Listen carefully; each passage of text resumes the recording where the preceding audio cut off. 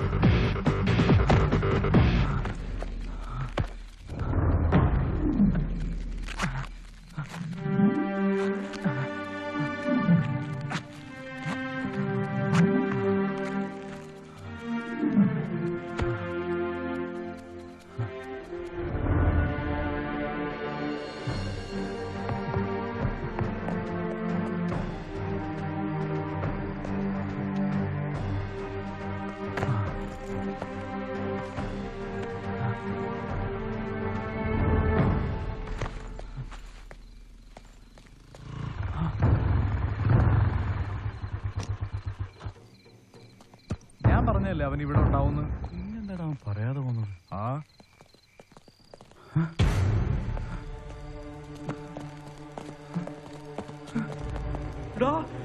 അവൻ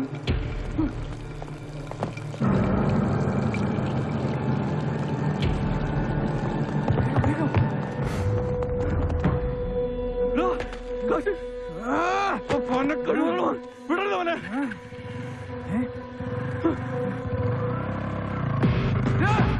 പിടിക്കാവനെ.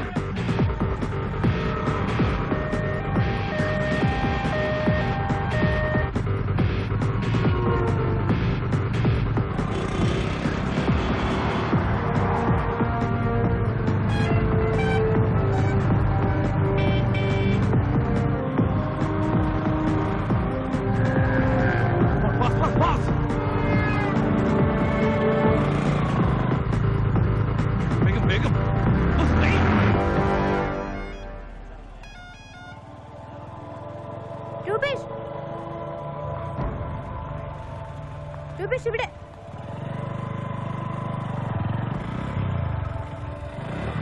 എന്താ ഇത്ര ലേറ്റ് ആയത്? ഇതെന്താ പറ്റി ബൈക്കില്? വേഗം വാ, ബസ് പുറപ്പെടാറായി.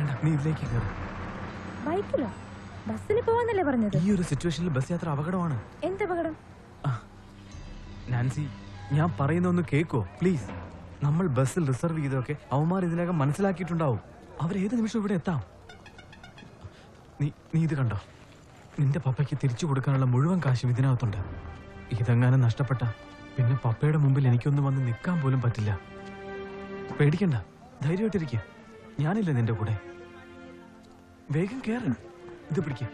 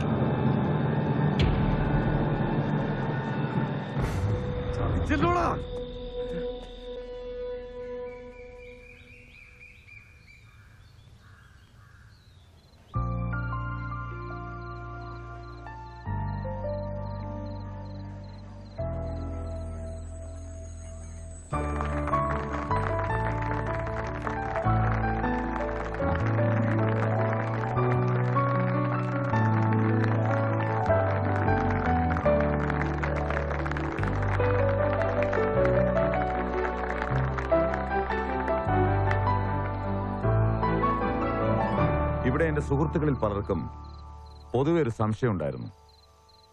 ഇപ്രാവശ്യത്തെ വെഡിങ് ആനിവേഴ്സറി എന്തുകൊണ്ട് ഞാൻ ഇത്ര ഗംഭീരമാക്കിയെന്ന്. അതിന് പിന്നിലൊരു സസ്പെൻസ് ഉണ്ട്. ഇവൾക്ക്, എന്റെ മോൾ നാൻസിക്ക് ഞാനൊരു പ്രോമിസ് കൊടുത്തിരുന്നു. ഈ ഒരു ദിവസം അവൾക്ക് ഇഷ്ടമുള്ളത് എന്ത് ചോദിച്ചാലും ഞാനത് സാധിച്ചു കൊടുക്കാമെന്ന്. അവൾ ചോദിച്ചു, ഞാനതിപ്പോ നടത്തി കൊടുക്കുകയാണ്. വിളിക്കുമോളെ.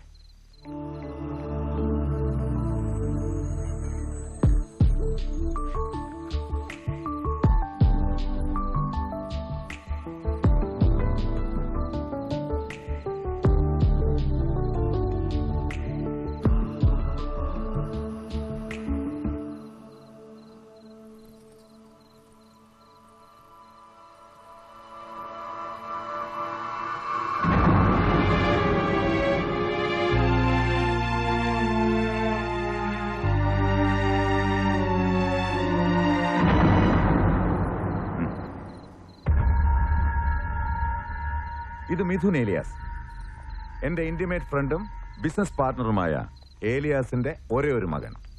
ഇവരുടെ വിവാഹം ഞങ്ങൾ അങ്ങ് ഉറപ്പിക്കാൻ പോവാ.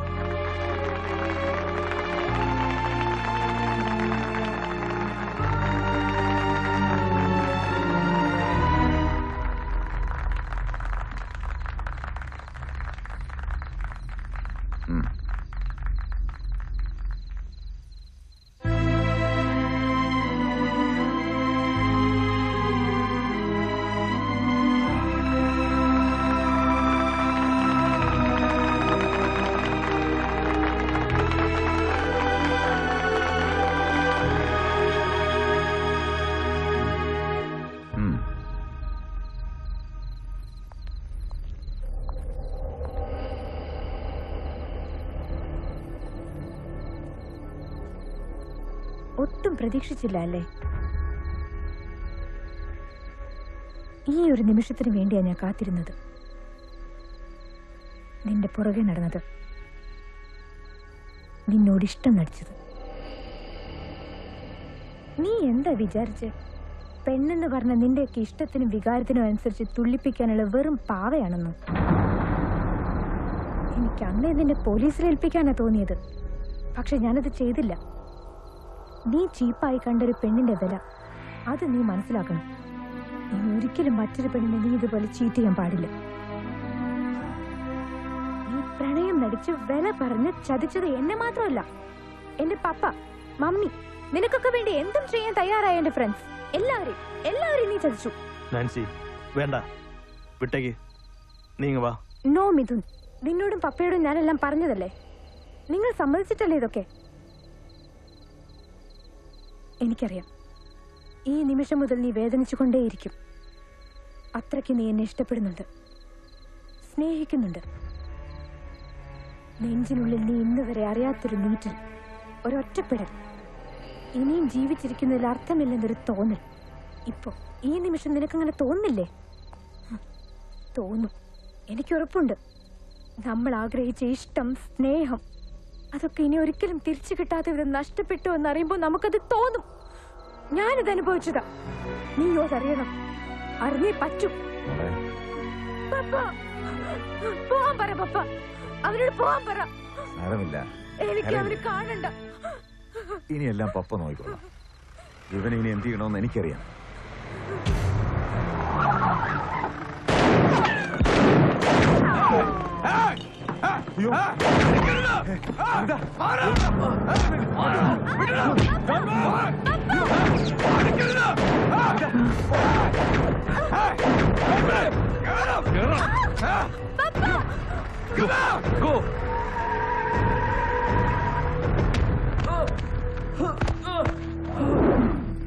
ഞങ്ങളെ രണ്ടെണ്ണത്തിനെ ഉപ്പ് തേച്ച് ഉണക്കാനിട്ടിട്ട് ഇവളായിട്ട് സൂഹിക്കാൻ തരില്ലടാ. സമ്മതിക്കില്ലടാ. ഞങ്ങളെ കൊക്കിന് ജീവൻ എടുത്തോടെ കാലം സമ്മതിക്കില്ലടാ. നീ എന്താണ് കരുതിയേ? നീയും നിന്റെ തന്തയും കൂടി ഇവനെ അങ്ങ് പുണ്യാളനാക്കി കൂടെ പൊറപ്പിക്കാന്ന് കരുതി അല്ലേ? നിങ്ങൾ രണ്ടും കൂടെ സുഖിക്കണം, ഞങ്ങൾക്കൊന്ന് കാണണം. ചോദിച്ചിട്ടും കാര്യമില്ലെന്നറിയാം, എന്നാലും ഒരു മനസ്സമാധാനത്തിന് എവിടെടാ കാശ്? കൊണ്ടുപോയി തിരിച്ചു കൊടുത്തല്ലടാ. നിന്റെ അമ്മായിപ്പനെ വായിക്കാരിടാ. അല്ല പാട്ടി എന്തിനാ തിരിച്ചു കൊടുത്തത്? പറയാൻ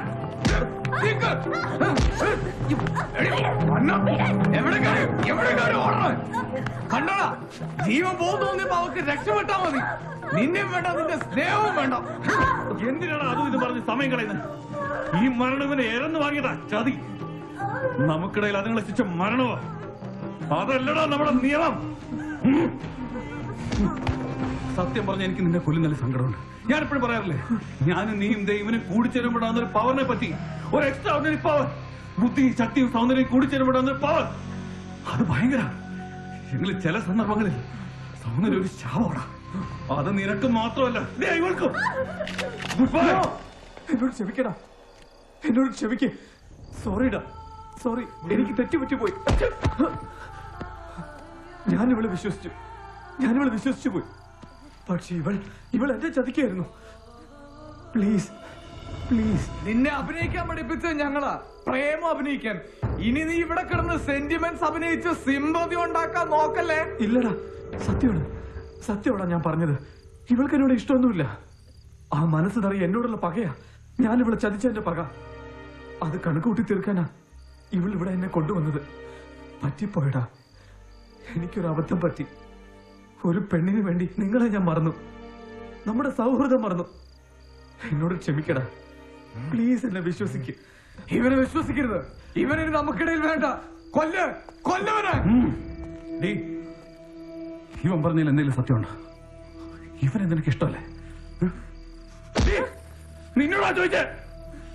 നീ ഇവനെ ചതിക്കായിരുന്നോ? അതെ, ചതിക്കായിരുന്നു. എനിക്കിവനെ വേണ്ട. അവനോട് ഇപ്പൊ ഇഷ്ടം പോയിട്ട് വെറുപ്പ് പോലും ഇല്ല. എനിക്ക് പോണം. എനിക്ക് എന്റെ വീട്ടിൽ പോണം. നീ ഇവളും കൂടെ പറയുന്നത് എനിക്കങ്ങോട്ടുള്ള അഡ്ജസ്റ്റ് ആവുന്നില്ല. എങ്കിലും ഇപ്പൊ ഞാൻ എന്നെ വിശ്വസിക്കുന്നു. താങ്ക്സ് ഡാ. നിനക്കിത് എന്ത് പറ്റി? നീ ഉണ്ടായിരിക്കേ. ഒന്നുമില്ലല്ലോ, ഇത്രയും നാളെ ഒരുമിച്ച് നടന്നവരല്ലേ നമ്മൾ.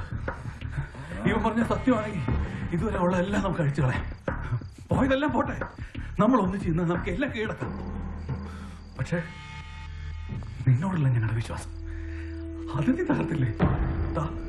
ആ വിശ്വാസം ഞങ്ങൾക്ക് തിരികെ താ. ഇന്ന് നീ തന്നെ അവളെ കൊന്നിട്ട് ഞങ്ങളോടൊപ്പം വാ. കൊല്ലവളെ.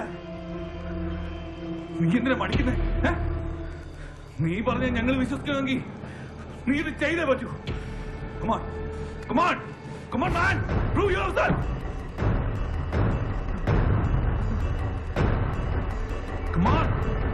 Come on, man.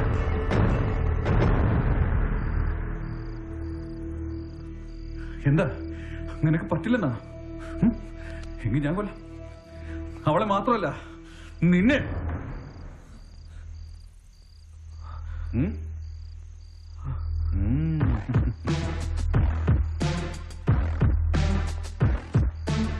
നിന്റെ തോക്കിനെടുക്ക. എടുക്കടാ.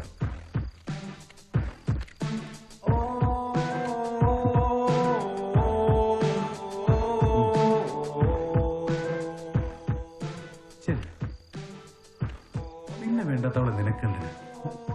ഒന്നുകളേടാ അവളെ. Come on. Move. Come on.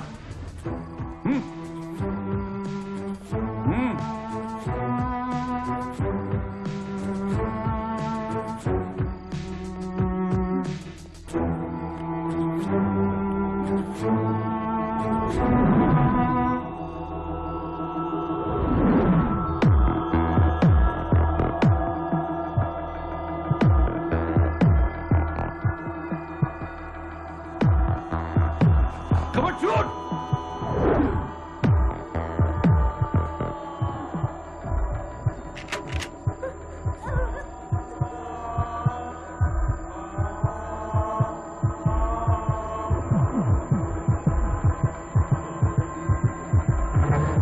Come on, shoot!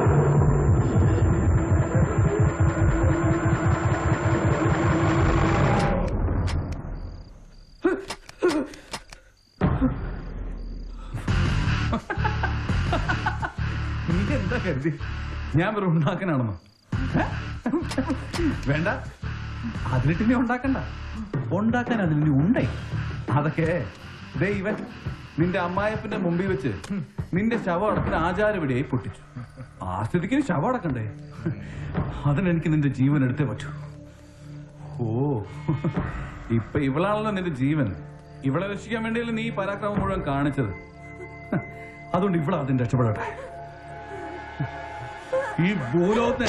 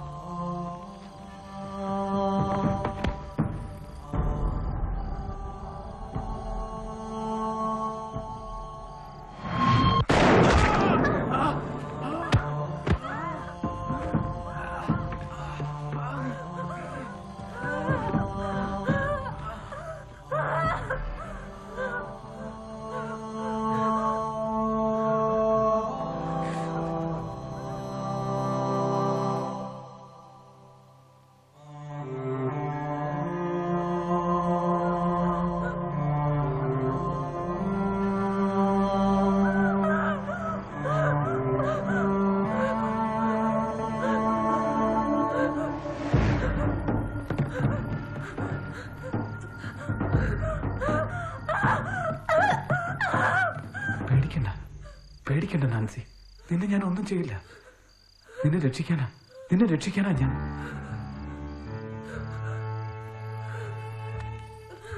എന്നാ വിളിക്ക, നിന്റെ പപ്പയെ വിളിച്ച് പറ നീ ഇവിടെ ഉണ്ടെന്ന്.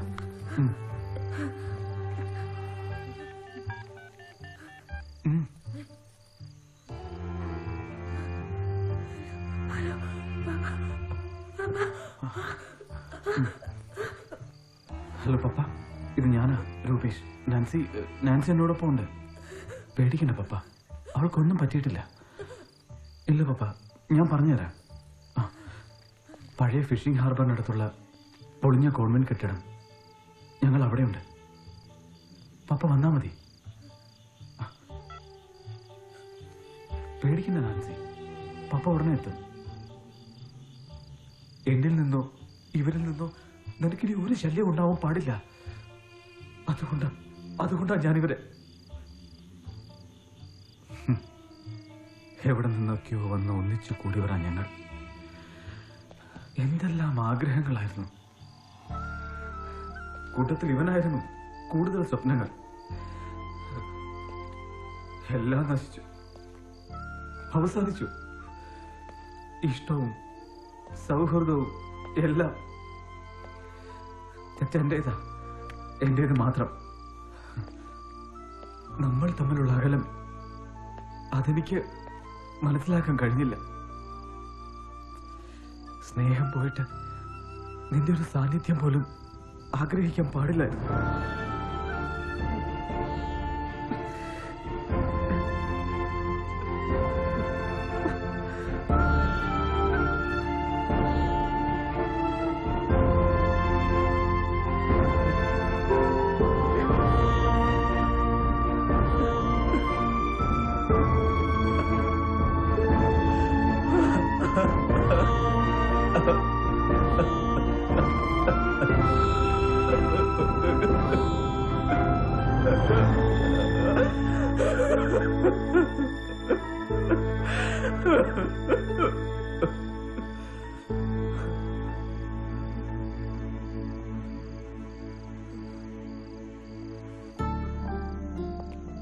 മോളെ മോളു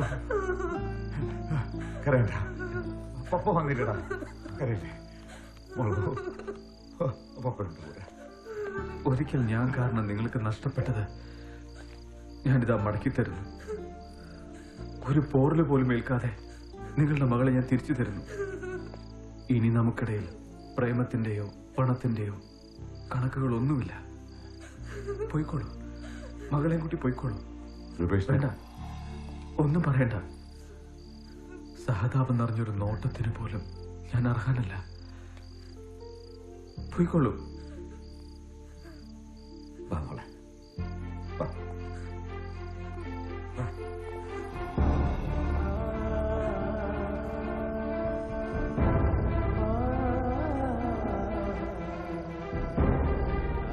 നാൻസി, മാപ്പ്. നിന്നെ പ്രണയിച്ചതിന്, ചതിച്ചതിന്, വേദനിപ്പിച്ചതിന്, എല്ലാത്തിനും മാപ്പ്. Good bye.